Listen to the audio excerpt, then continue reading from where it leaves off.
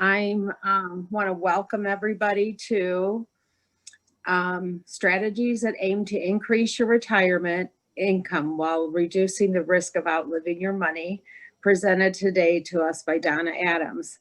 And just a reminder to let everyone know, we are recording this event today, and it will be on Facebook as well. Elderworks Educational Services is a not-for-profit 501c3 corporation whose mission is to provide older adults, seniors, and families information, referrals, and guidance for senior living, home care, and supportive services to help make appropriate decisions. This includes education on senior topics for community members and professionals. The guidance we provide will help seniors stay home well and transition successfully into a new senior housing opportunity. If you are earning CE credit today, please make sure to stay throughout the entire educational event and fill out the evaluation form that was sent to you via email a few days ago. This doesn't pertain today. It's a free webinar and there is no CE credit, so that is not applicable to today's event. If you have any questions throughout the presentation, please use the question and answer button on your screen to ask questions. And please note that you will be muted during the presentation. Donna will have time at the end of the presentation to answer all your questions, and it's up to her as she presents. She may ask a question or two while doing the presentation. So without further ado, I'd like to introduce you to Donna Adams from Paradise Financial Partners. Thank you, Donna. Thank you. Thank you for hosting me, and thank you everyone for taking the time out of your busy schedule to join us this afternoon. What we're going to learn today is how to protect your wealth in retirement and how to plan properly to make sure that you don't run out of money. So as they said, we will have some questions and answers at the end, so please feel free to enter your questions as the seminar is moving forward. Put them in the question box while you're thinking about them. Don't wait to the end, because a lot of times you wait to the end and you're going to forget what your question was. So I hope you enjoy this presentation today, and I hope you walk away with some good understanding of how to protect your wealth in retirement. So when we look at this mountain, people say, what is the objective of this mountain? So let's look at it as if you were a mountain climber and you're trying to climb this mountain. Would you say it's more important to get to the top of the mountain, or would the overall strategy to get to the top and then get back down the mountain? Most people would say it's to get to the top of the mountain. Well, that's true. People always want to meet their bucket list and get to the top of that mountain, but what they're not thinking about is how they're going to get down. And I actually know someone who went to climb Mount Everest, and he almost made it to the top, but the guide said to him, I know for sure I can get you to the top of this mountain, but I can't guarantee you that I can get you down the mountain. He chose not to finish the climb and descended from the mountain. If you're not aware of mountain climbing and Mount Everest, most people die on the way down from the mountain because they're so exhausted, the air changes and things like that. So most people make it to the top, but most people don't make it down. So let's take this same metaphor and look at it in retirement planning. We have two areas of retirement planning going on here. We've got what we call the distribution phase or the accumulation phase, and we also have the distribution phase. So in the accumulation phase, what's going on here is you're climbing up this mountain and you're trying to get accumulate your assets, get up this mountain as safely as you can, and then when you and you're putting your money away, you're saving for retirement. But then when you get to the top of the mountain, things change a little bit, because now you're in the distribution phase. And because you're in that distribution phase, you're taking money out of your assets. You're taking money out of all those investments that you've been saving for for retirement? Well, two things happen here. When you're going up the mountain, you can deal with rate of return and you can deal with averages. So think about it. Every year, your investment account is going up and down, up and down. And you say over the year, and sometimes even on your statements, depending on the investment, it'll say your average rate of return for the year was 7 or 8%. But sometimes you get that statement in the mail and your account is down. Well, that's the rate of return fluctuating up and down. So when you get to the top of the mountain in retirement and it's time for you to take that distribution coming down, the rules are going to change at the top of the mountain because now you're looking for income and you can no longer work with rates of return or averages because it just doesn't work. I've heard before from my one of my mentors, and she said money doesn't work like math. So math isn't money and money isn't math. So what do I mean by that?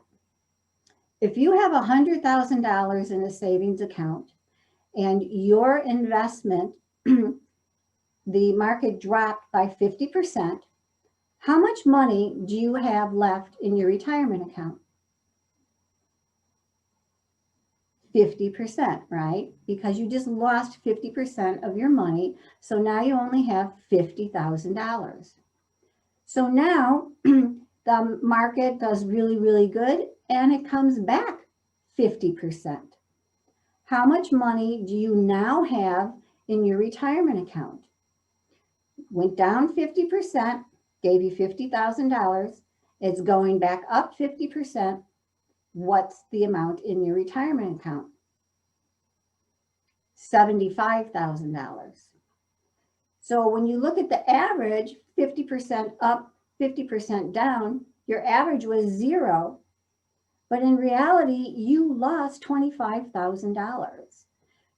That is the statement, money isn't math and math isn't money. So it's really important to remember that when you're coming down the mountain and you're taking money out of your investment accounts, you can no longer depend on averages and rates of return. So what is the main problem in retirement? Well, there's actually two. There's longevity. And what do I mean by longevity? Is we don't know how long we're going to live. We don't know, number one, if we're going to make it to retirement. And number two, we don't know how long we're going to live in retirement. That can be 10, 15, 20, my goodness, even up to 30 years. We can't predict that. We don't know that answer. So that becomes a problem because now we have to have our money work longer for us. Before, when people used to retire at age 65, they only would live 2, 3, maybe 5 years. And you always heard people saying, wow, he should have never retired. He should have kept working. It just wasn't good for him to retire. Well, there is a reason for that because in, the 50s and 60s, people were not living very long. The life expectancy was 67 years old. So, but today life expectancy is over 80, 82, 83. So that becomes one of the problems when for retirement income. The second problem is the interest rates and the rate of return. We don't know what the interest rate is going to be in retirement. We don't know if it's going to continue to go up, if it's going to continue to go down, if it's going to go up, down, up, down. We just don't know that. So we have to be able to prepare properly for the rate of return that we're going to receive in retirement. So between living longer and not knowing what the interest rates are going to do and how much our money is going to earn, those become the two major problems when you're trying to plan for retirement. So let's take a look at what are the functions of our assets in retirement. What do we need that money to do that we've been saving so long for our retirement? Well, the most important one is it needs to be an income stream. We have to have income coming in, and part of that income could be a pension, part of that income could be Social Security, but most of that income is going to come from your retirement savings. So how do we know that we've got an income stream coming in that's going to last us throughout our retirement? The second function of the asset in retirement is liquidity. Now, most people think that liquidity means I have money coming in for retirement, I'm okay, I've got liquid money. No, that's not the way you put a retirement plan together. When you think of liquidity in retirement planning, you have to think of that as access to cash, access to money that you have. Because if something should happen where you need some extra cash, a new car, a new roof, a new washer, dryer, whatever the emergency might be, you have to be able to have that cash available and not take that from the income you're generating in retirement, because you need that money to live on. You need that money to pay your bills. You need that money to take your grandchildren to Disney World. So you have to have a separate pot put together for liquidity. And then the third function would be legacy. Most people, it's very, very important for them to leave a legacy for their spouse should they pass first, to leave a legacy for their children, their family, their grandchildren, to make sure that the children can get to college if something should happen to you or you pass early. And there's also the legacy of leaving to your favorite charity. I mean, that's never out of the question. A lot of people are very charitable and love to give some money to organizations that they believe in. I've even had clients leave legacies to a horse farm. So whatever you believe in, there's the legacy there. But it shouldn't be money that's coming from your income stream. It needs to be money that's left behind.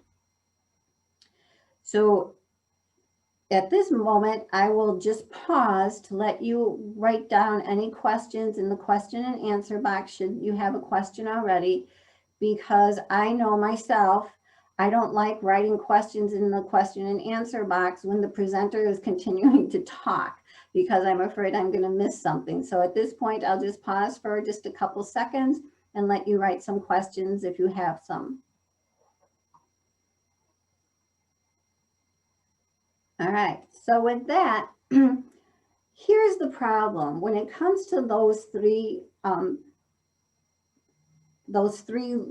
parts that you need your assets to do, the income, the liquidity, and the legacy, the problem is, how do retirement assets react to the markets up and downs when it's being withdrawn for income? That's the biggest problem. As I mentioned earlier, the rules change at the top of that mountain. You cannot depend on fluctuating returns when you're taking money from your assets for retirement. So let's take a look at an example here. Now, this is constant versus fluctuating returns. And we're going to use in this example $1 million. Now, please don't put it in your mind that I'll never have $1 million to retire on, because I know as a financial advisor, it's very rare that someone has $1 million in their savings accounts for retirement. But just use it as a concept. So you can have 100,000, you can have 10,000. This is just a concept. So just try to think of that. So what this is this is the returns for 30 years over an average from 1970 to 1999. And the average return from the S&P 500 was 14.84%. Now, if you don't understand what the S&P 500 is, it is an index in the stock market that the financial advisors in the financial world track to see what is happening in the financial market. So over those 30 years, they figured that the average was 14.84%. Again, we're working with averages now. So now you're in retirement and you decide you need $100,000 of income for retirement to manage what you have for bills and a good lifestyle that you've been dreaming of.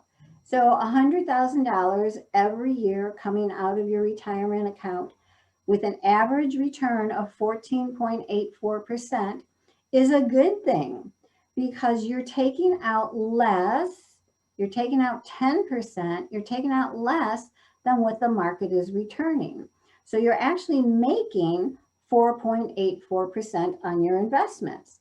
So as you can see, over the years, you're not losing money. Your account is actually growing, and you almost have $15 million over 30 years. That's a great plan. If that were true, sign me up for this. How many of you would like a plan like this? Works awesome, right? No, it doesn't. Because remember earlier I mentioned to you that you cannot deal with rates of returns and averages in retirement. So let's look at the real returns here. All right, so these were the actual returns of the S&P 500 from 1970 to 1999, as I mentioned earlier.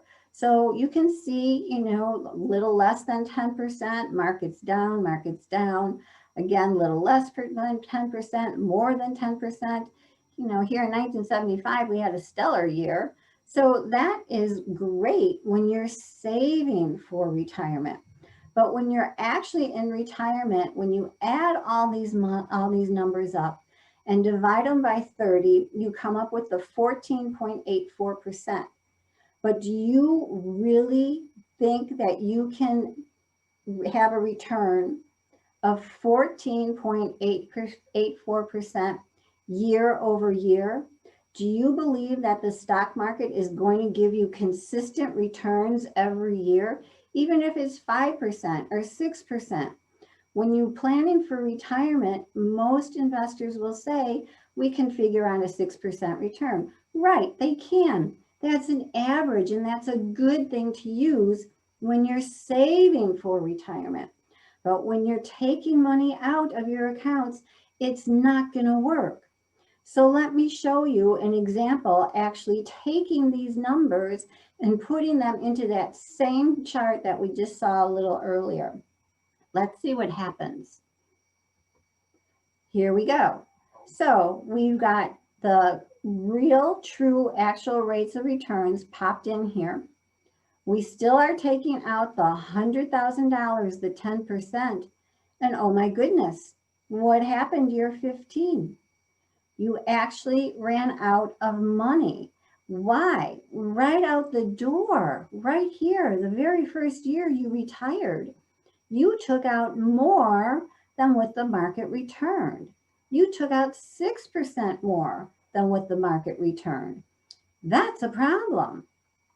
The second year, the market returned 14.33%. Remember that example I gave you? Math isn't money, money isn't math. Well, here's a real good example of it. You gained 14.33%. Most people think in their mind that when the market comes back like that, yeah, their account value is going to come back like that. No, it didn't happen.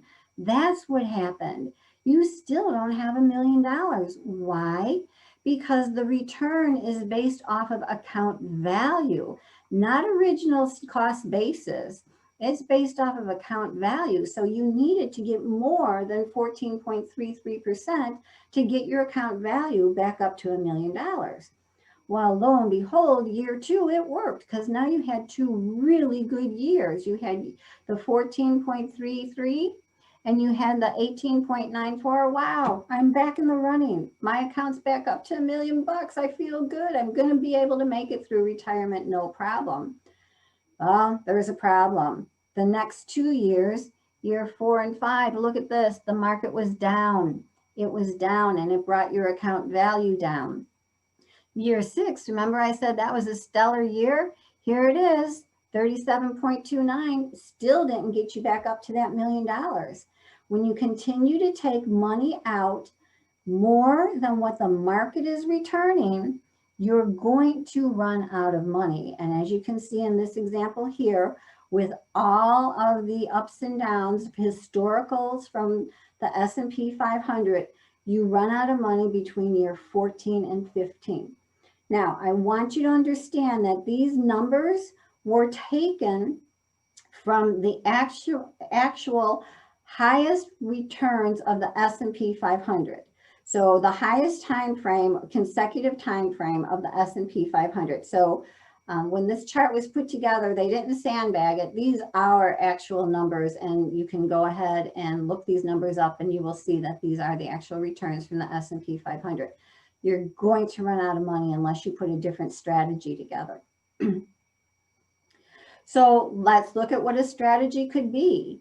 This here is what we call the Monte Carlo simulation.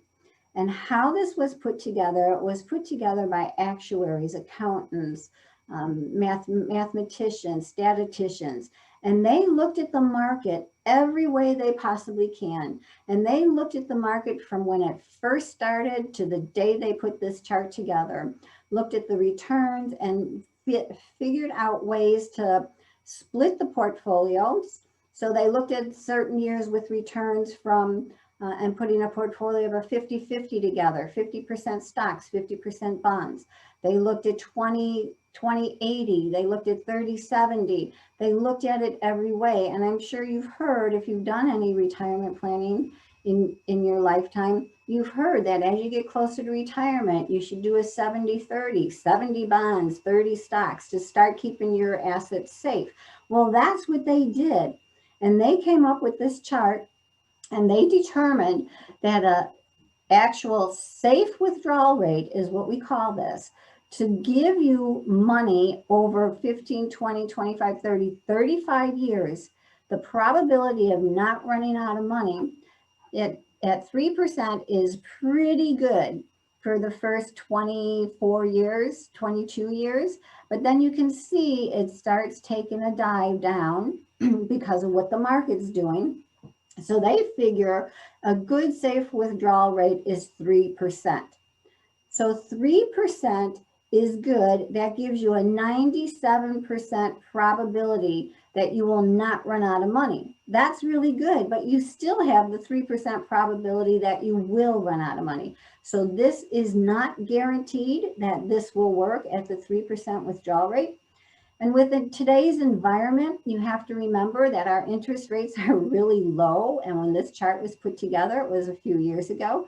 So with our interest rates the way they are today with our economy, they're saying the safe withdrawal rate is about 2%, all right, 2.5%. So it's gone down a little bit.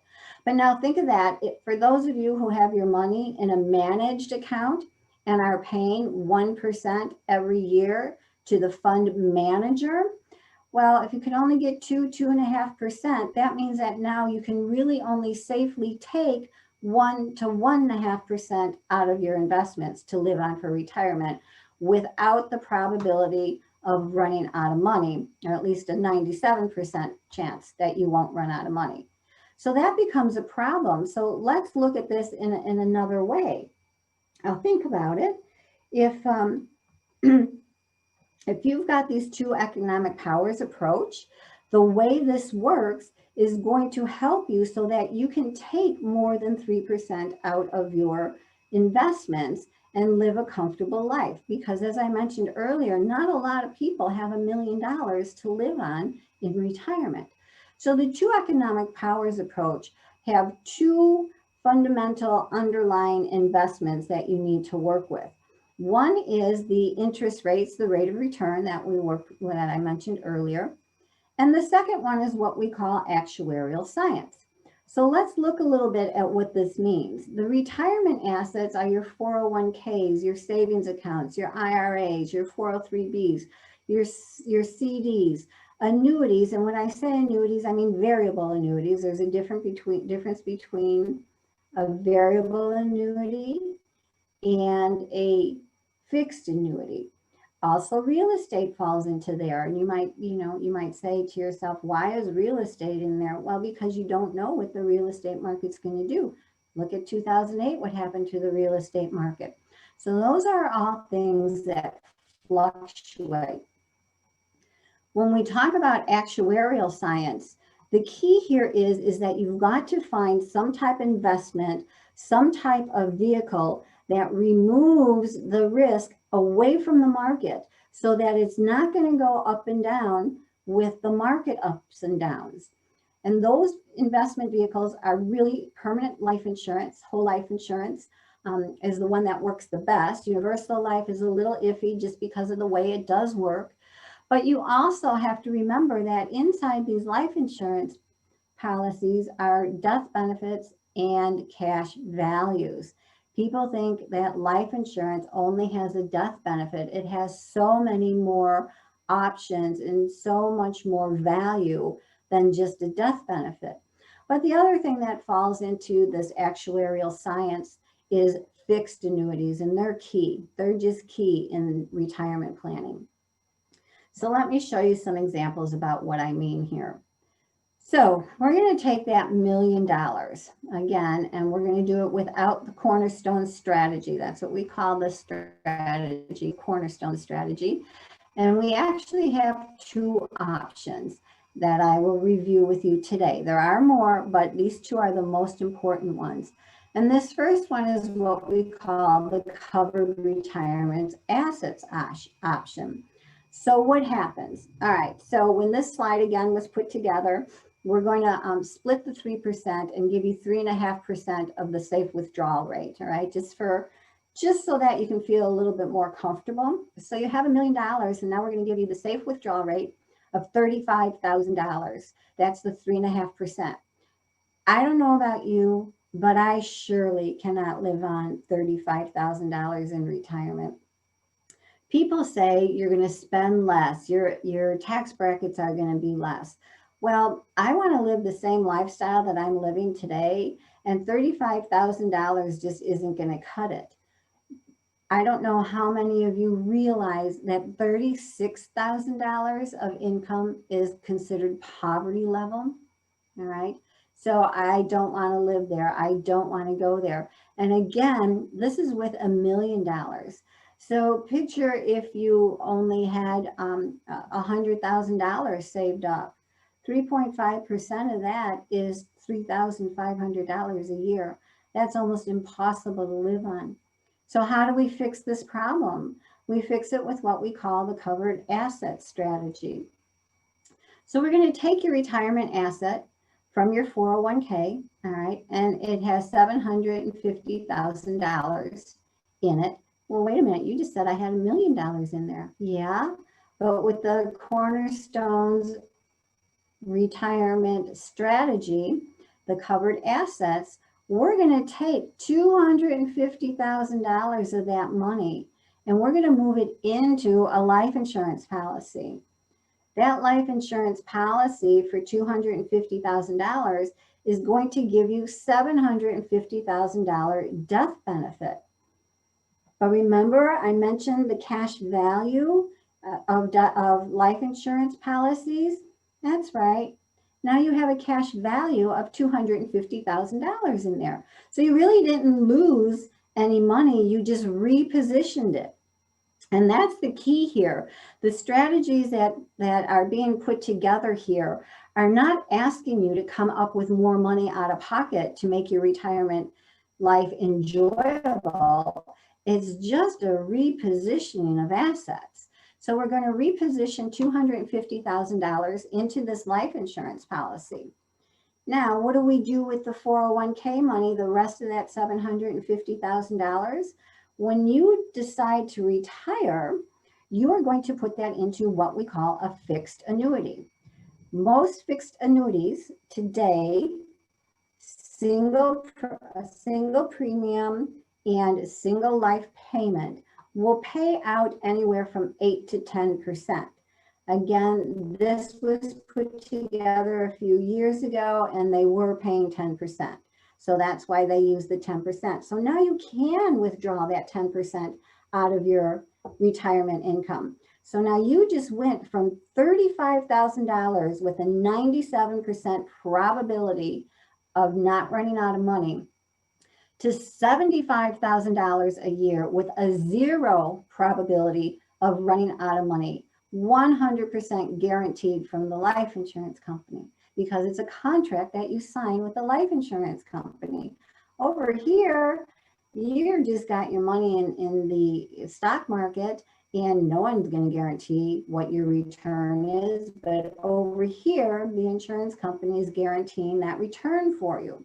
So it's really important to understand this. So now when you turn on the income stream from an annuity, there's period certains, which I won't get into today because it really will take way too long. And I'm very, very conscious of everybody's time to explain all the options you have to start the income faucet, to turn that faucet on. But in this one here, they used a straight life. So if you outlive the $750,000, in other words, if you live for 10 years in retirement, you've just taken out your $750,000. Oh my, are you out of money? No, because you have that contract with the life insurance company that says, I am going to pay you $75,000 for the rest of your life, even if you live 20 years, even if you live 30 years, right?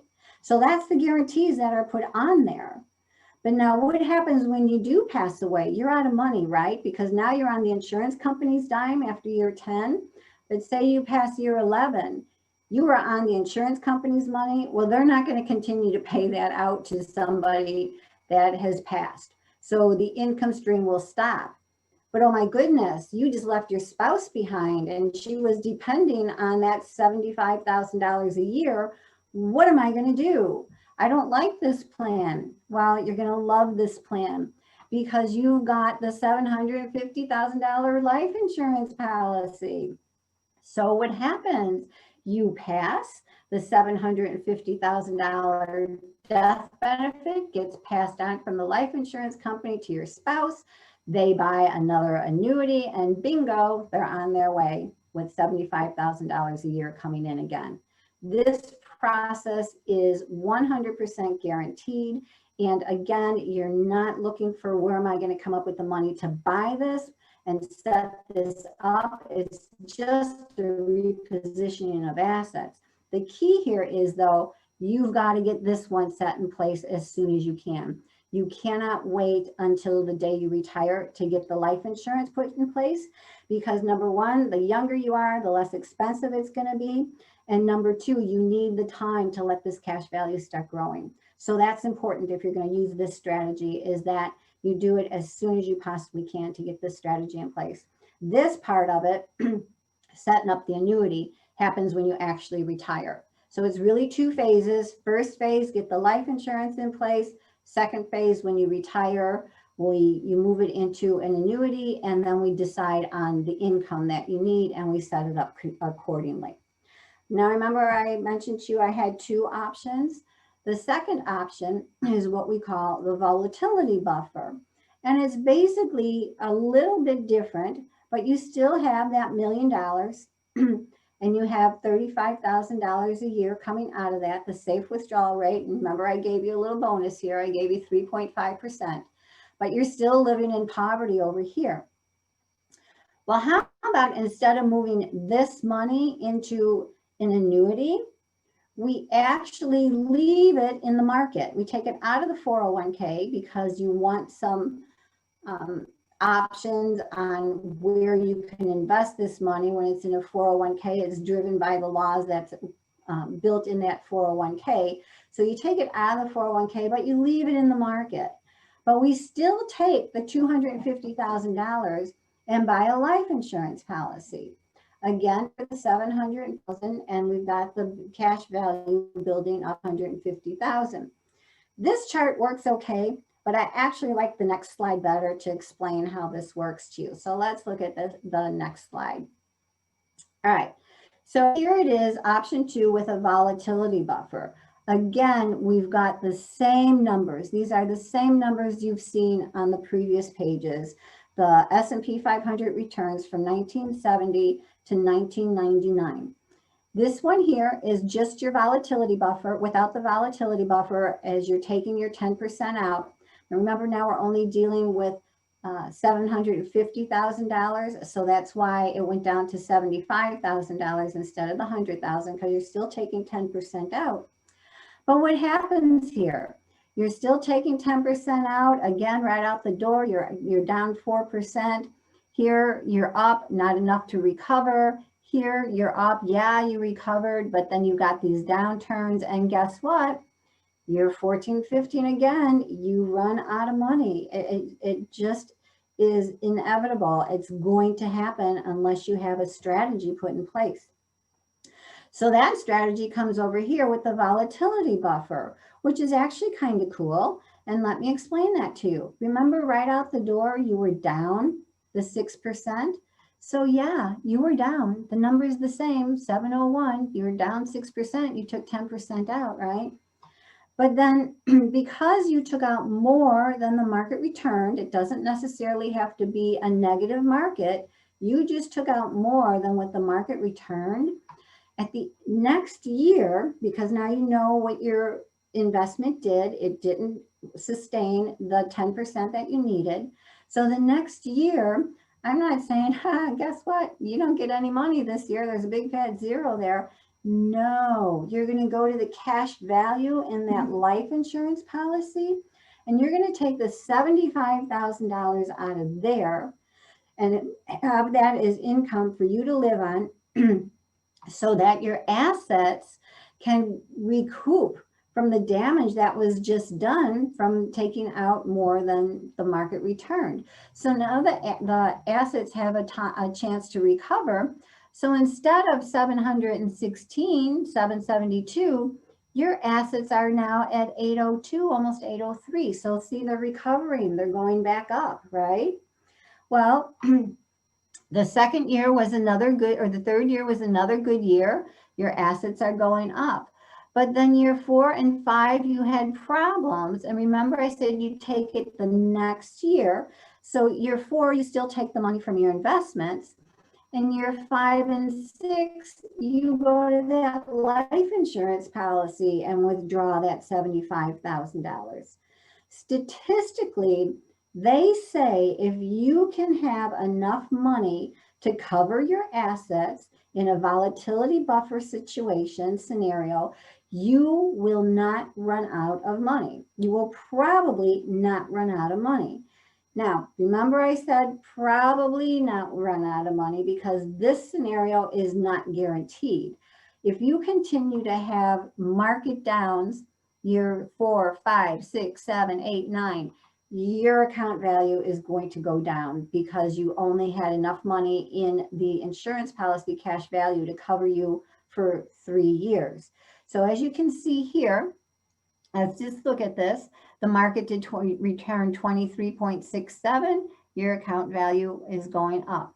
The market was down, so way, you took like 13%, almost 14% out of your assets because of the market downturn and also the fact that you took out the 10%. You can still take the $75,000 and your account values are doing pretty darn good, okay? But then it goes, your account values do go up and down. You can see here with the returns and with taking out more than the 10%, more than what the market is returning. So you can see it's going up and down. But even after 20 years, you still have $932,000 worth of assets in your investment, in your invested assets that are in the market. So a volatility buffer is very, very effective. But when you're working with somebody, because I personally don't like just the 3 years of being covered for income, I try to gain or try to reach a goal of 4 to 5 years of cash value in a life insurance policy, just so that the probability of not running out of money is a little bit less risk. So the more you can get in that account value and your cash value, and the more years you can cover for the volatility buffer, the more successful your plan's going to be. But remember, I did mention that this is not a guaranteed. Option 1 was guaranteed. Option 2 is not guaranteed. Again, you need to get the life insurance policy in place as soon as you can so that cash value starts growing. And you also will make that choice when you retire whether you want option 1 or option 2. And it's really going to depend on each individual's strategy and each individual's goals. You might like the market. We might separate some of the money, leave some in the market, put some in an annuity. So it really depends on you, everyone individually, on what your goals are and what your comfort level is. So that's really important to remember. And again, remember this option, the volatility buffer, is not guaranteed. Will it happen? Will the market, have we ever seen the market down, down, down, down, down 6 or 8 years in a row? No. Can it happen? Absolutely. So just keep that in mind, that this one is not a guaranteed option. So let's go back to those 2 economic powers. The diversification is key. You can't have one. You can't have the interest rates and the rate of return working for you in retirement without putting some type of actuarial science in place. You have to have an equal balance. They have to be diversified, and you have to have a good 50-50 mix of them to have this strategy work for you. It's one of the many strategies that are out there to guarantee that you will not run out of money in retirement, and you can live and enjoy a life that you wanted in retirement. So with that, I will say thank you very much to everybody, and we can open it up now for question and answers. Donna, Laura had her hand up. Let's see. Okay, so what did you have, Laura?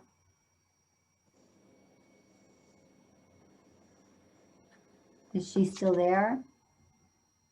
Let's see. I think I had 2. And then Diane Hornstein has a question. Diane? In the Q&A. What are the Okay. chances that an insurance company goes bust and is unable to pay out? So that would probably be according to option 1. Yeah, option 1 and 2. You've got the insurance policy in both options. That's key. You have to really make sure that you use a reputable insurance company, because there are a lot of different insurance companies. To be honest with you, not many of them sell whole life insurance anymore. They've mostly gone to the universal life. Universal life does not work in a situation like this, and there's a lot of reasons for it. It has to be a whole life policy, but you need to use a reputable company, because should the insurance company go belly up, that could be a problem. Now, there are rules and regulations depending on what state you live in to cover some of the money that you invested in a life insurance company should they go belly up. But we'd have to check the state and the rules and regulations for you. But that is a very, very good question, and it's important to make sure you pick a reputable insurance company. And then I see Laura has her hand up again. Okay, how do I get to that? I'm not sure. I apologize. Let's see. Because Laura is muted, right?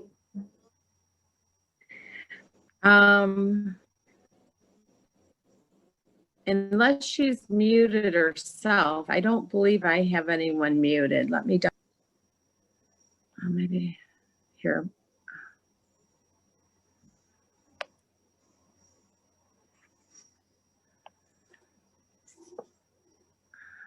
It looks like she's saying sound is very hollow.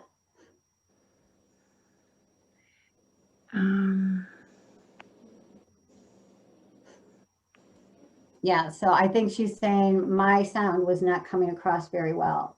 I think that's what she had to say. Is that correct, Okay. Laura? Yeah, she did. I didn't know if there was something else besides that. Okay. Were there any other questions? I wanted to let everyone know there's going to be a short survey of 6 questions at the end of this.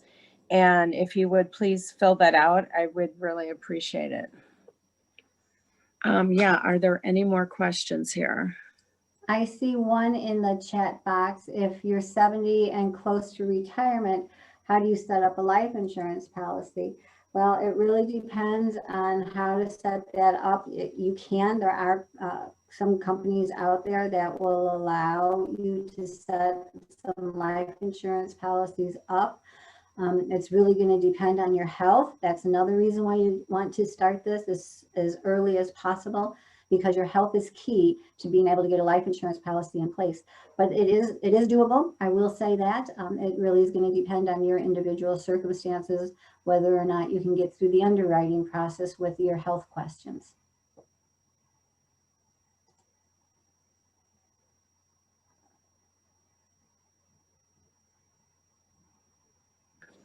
Are there any more questions in Q&A?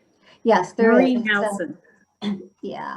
Marie, it says, so to make sure I understand, if I purchase a whole life policy, I can take out the value of that and then that would get paid out each year for the rest of my life. The answer to that, Marie, is no, because it's not the life insurance policy that pays out the rest of your life. It's the annuity. It's the fixed annuity that pays out for the rest of your life. You just put the life insurance policy in place first so that it can start accumulating cash value and a death benefit. And once you retire, then you move the rest of your money, your retirement money, into the annuity that will pay out a certain percentage for life. And that percentage is different between carriers, between insurance carriers, because fixed annuities usually come from insurance carriers. It is an insurance product, but it's not a life insurance policy. It's an annuity. And the payout's going to depend on how old you are, and if you're male or female, because the life expectancies are different, and what the interest rates are doing at the time you retire. But it is not the life insurance that gets paid out. It's the annuity that will get paid out for the rest of your life.